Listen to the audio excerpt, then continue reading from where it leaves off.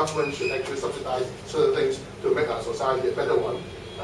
That balance actually I can see it as shift somehow, so that can be something that can be considered. It was unfortunate that when they had that trial, government didn't buy the idea. I don't know whether it's individuals or whether it's government as a whole. But this is certainly something that we can reconsider. Hybrid bus. Hybrid bus is technically is feasible, but hybrid double-decker bus is something that has yet to be developed. It can be used to serve places where it may not be financially viable or economically viable to have power supply system like this overhead on the ground. But that can certainly be looked into. And I understand there are other places in Europe that are looking into hybrid buses, including London, Transport for London is something like that. Electric vehicle scheme, some, probably not all, smaller vehicles. I agree with Bill that, it's not the only solution. But on the other hand, we should not overlook anything. Well, there are different places, different applications. So we suggest that these can all be looked into. And even apart from electric vehicles, even if we can shift some of our light goods vehicles, the vans, into LPG, that's still better than using diesel. We have some problem with LPG in terms of the gas stations, number of gas stations, but this is not something technically insurmountable. Congestion is always a problem. People, well, for example, when I served on the Transport Advisory Committee in the late 90s, early 2000, we say that we have too many buses. And people say that, well, sorry, there are too many buses. Central and Western is suffer particularly seriously, and yet even the Central and Western District Council, in those days District Court, was unwilling to object or resist bus coming in because some of their peers in the same political parties who actually have the seats in new towns for every housing estate want a bus route in the Central. Okay, I agree with Chapman earlier that maybe we should think more about bus interchange as one of the means of reducing bus and vehicle, bus in particular, in the Central business district. But overall, this is just one of the ideas. Overall, we think that government should identify a number of solutions to tackle the whole problem. And there's a family of solutions like whether you use more off-road transport, park drive for some of the new towns so that they actually switch on to save railways, rationalization of bus routes like I mentioned earlier, even traffic management scheme. Basically how to be using traffic engineering techniques to actually improve the situation. And of course, government officials tend to try to get away from the everlasting, the free alphabet ERP.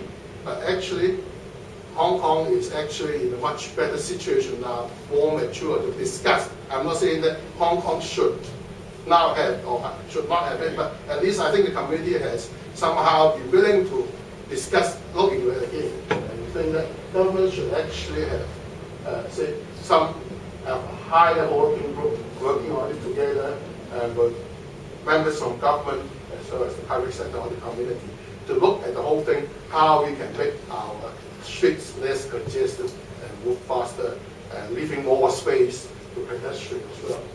And on that part, one thing that we suggest is the electronic toll charging. Well, Octopus is something that we involved in public transport feel very proud of, right? Octopus actually goes on, even though we have some unsuccessful trials for the electronic road pricing, but for that we have done it very well. And why don't we actually start by having compulsory electronic charging at toll process?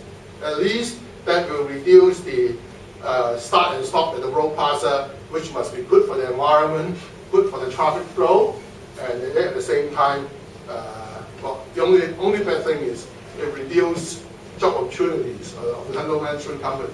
I guess this is something that we are all willing to how to be balanced. Now, pedestrianization, this is something again, we actually have some good pedestrianization schemes. And I see Rob here is previously a strong advocate of pedestrianization. Ever since he left the government, I don't know, maybe it's just coincidence. Somehow he got out of scheme in the last several days. I don't want to put all the credits to him. But anyway, I think this is a time that we should actually look again.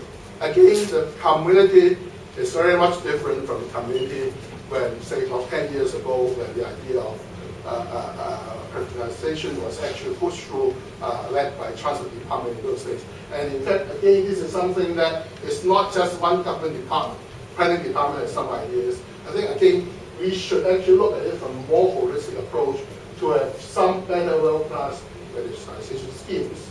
And well, you can imagine that the last point must be proposed by somebody who's familiar with government operation, to have a policy secretary overlooking it, not just running everything, but actually coordinating, so that we actually, whether it's highway, whether it's transport department, whether it's planning department, we all work together to actually put in some nice schemes. Now, the last thing that we propose to government is, let's look at cycling more seriously. Cycling, unfortunately, in the past has always been seen as a leisure activity. So that's why we have very good cycling tracks along the route. Right? And we actually have a very sophisticated scheme of you lease your cycle on one end, and then you can return it to the other end. I mean, these are good ideas. But on the other hand, it's never been seen as, in fact, some of the traffic engineers that bump into some government officials that bump into the transport department still think that cycling is not a means of commuting in Hong Kong because we are too congested, right? But there are places that it's not that congested. And I always like to put this example. If you go to the railway stations along the Cherkano line, you see a lot of cycle park there. Simple answer to that, I guess, is the feeder service are just simply far too expensive. So people say, I myself cycle. Right? But these again are the places that cycling, even as a feeder service in the new towns, can be a very viable solution. It can also be a solution for you to travel to shop around in certain localities. These are things that we think we should actually push more. Government actually has recently started to actually have a major scheme of cycling infrastructure around new territory, which is good. I mean, but the idea of going around the new territory still gives the idea that it's really for leisure and sports, right? Rather than actually for day-to-day commuting. Again, this is something that we think the government should actually think more about it. They always say cycles nuisance to traffic, so does pedestrian. Right? If you drive on the street, yes, sometimes. But at the end, maybe it's time that we should think. Sometimes it's frustrating when you drive and you have people walking on the road. On the other hand, the roads are for everybody, right? And so that the cyclists should also have a place. And that's all. Just to conclude, we think that we should promote electric and other alternative cleaner fuels. We should address congestion problem. We should also promote pedestrian and cycling in order to reduce or minimize the externality brought by the transport system, which is quite, to be fair, I would still think that it's a good transport system we have in Hong Kong, so that our community can be even better one. So that's all. Thank you.